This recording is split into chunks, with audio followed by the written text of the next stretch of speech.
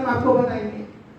पहला पैटर्न ठीक इसी का उल्टा, ठीक इसी का उल्टा,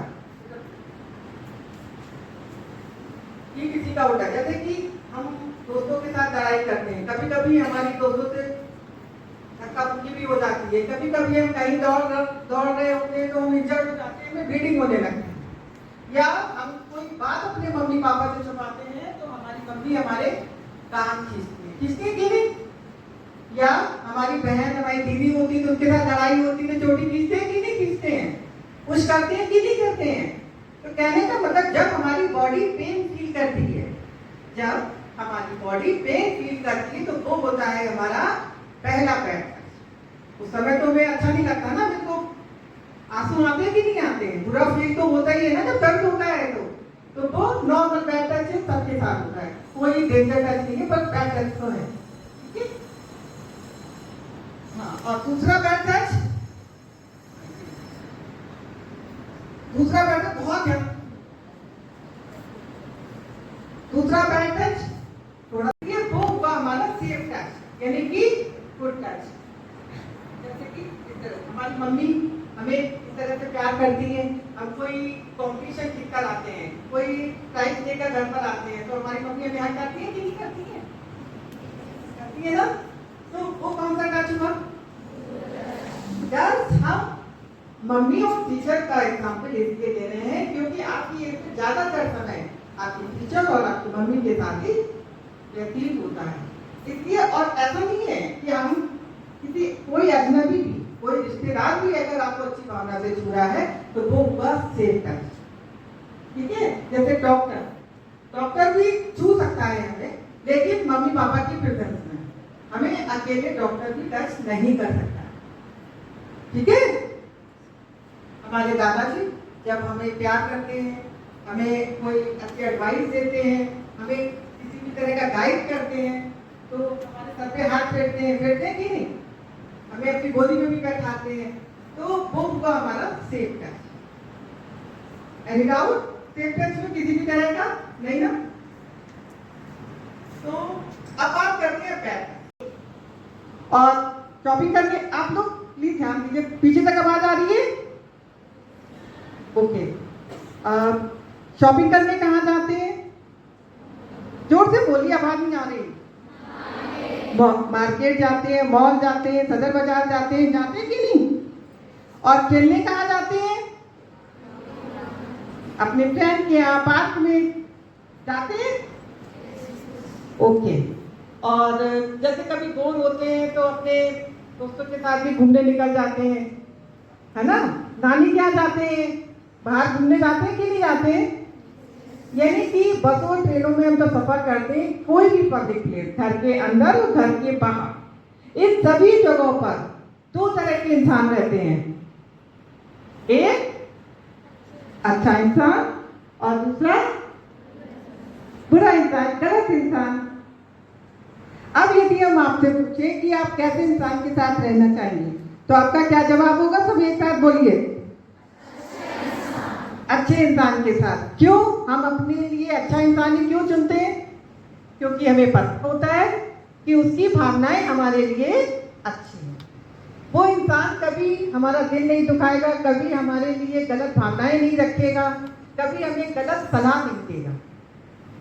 इसलिए हम अपनी जिंदगी में अच्छे इंसान का ही चयन करते हैं।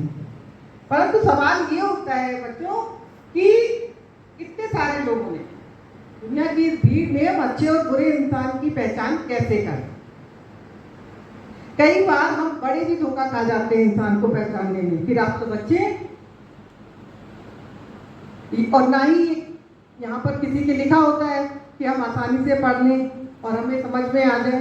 ये हमें अपनी बुद्धि से, अपने विवेक से, अपनी इनर स्किल से समझना होता है कि हम सामने वाले की मेंटालिटी को समझ पाएं कि उसकी भावनाएं हमारे लिए कैसी हैं। कभी कभी आप मेरे हर एक शब्द को बहुत ही बारीकी से सुनिएगा, तब क्वेश्चन पुट अप कीजिएगा, ठीक है। कि कभी कभी क्या होता है कि इंसान बहुत अच्छा होता है, अच्छी फैमिली से होता है, वेल एजुकेटेड भी होता है, परंतु उसकी भावनाएं हमारे लिए अच्छी नहीं होती।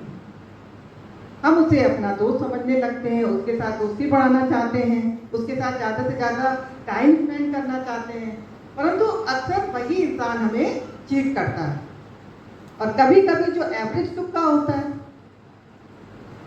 वो हमारे लिए बहुत अच्छा सोचता है, परंतु हम उसे अवॉइड करके चलते हैं लाइफ में। Good morning girls.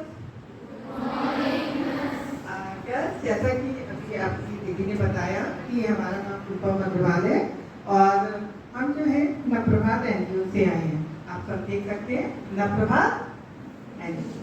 और हमारी एनजीओ जो है एक सब्जेक्ट पढ़ाती है। जैसे आप लोग यहाँ पर सब्जेक्ट पढ़ते हैं कि नहीं? कौन कौन से सब्जेक्ट पढ़ती है? English, math, physics, GK, drawing पढ़ते हैं कि नहीं? ठीक वैसे ही आज हम आपको एक सब्जेक्ट पढ़ाएंगे, उसका नाम है सेल्फ डिफेंस। यानी कि समाज के गलत इंसान से हम अपनी सुरक्षा कैसे करें। लेकिन इसकी एक शर्त है, जो पॉइंट्स आज हम आपको बताने वाले हैं उसे आप एक दोस्त की तरह सुनिएगा। हम ना ही मैम है, ना ही आंटी है, ना ही टीचर है, हम क्या है, सिर्फ एक फ्रेंड। ठीक है? क्योंकि जो पॉइंट्स हम बताएंगे उसे आप एक फ्रेंड की तरह सुनेंगे, तभी आप समझ पाएंगे। और जहां भी लगे कि आपको कोई असमंजस है, कोई डाउट क्रिएट हो रहा है, तो तुरंत आप खड़े होके पूछिएगा। ठीक है? तो गर्ल्स स्टार्ट करें। हम कहाँ रहते हैं पहले आप ये बताइए, कहाँ कहाँ गए थे, कौन कौन गया था घूमने? हाथ ऊपर करिए। Very good. कहाँ घूमने गए थे? उत्तराखंड। वेरी गुड, शाबाश। तो अच्छा, उत्तराखंड आप लोग कैसे गए थे? अपने पैदल तो गए नहीं होंगे, किसी ना किसी गाड़ी, ट्रेन या 4 व्हीलर, ट्रेन से गए होंगे, बस से, किससे? ट्रेन से गए। अच्छा, तो ट्रेन में क्या सिर्फ आप ही बैठे? My whole family. यानी कि जहाँ पर हम ट्रेन या बस में कहीं पर भी जर्नी करते हैं, कहीं पर, यहाँ इवन ऑटो में भी आते हैं या हम ऑटो में भी कहीं मार्केट जाते हैं, तो हमारे साथ कुछ अनजान लोग भी बैठे हो। फैमिली के साथ है तो वो तो सेफ है, लेकिन जब अनजान लोग बैठे हो तो वो क्या करते हैं कि वो धीरे धीरे आपके पास इस तरह से आते, फिर वो इस तरह से कंधे पे हाथ रखने लगते हैं, आपके बालों की तारीफ करने लगते हैं, बेटा आपके बाल तो बहुत सुंदर हैं, आप कौन से स्कूल में पढ़ती हो, आपका नाम क्या है ना? तो वो इस तरह से टच करने लगते हैं। तो क्या हमें उन्हें टच करने देना चाहिए? क्यों नहीं करने देना चाहिए? ये भी पता, कौन बताए? आप बेटर, लेकिन हमें करने नहीं देना चाहिए, हमारी सेफ्टी के हिसाब से। क्यों? हमें पता नहीं है कि उसकी फीलिंग्स हमारे लिए कैसी है।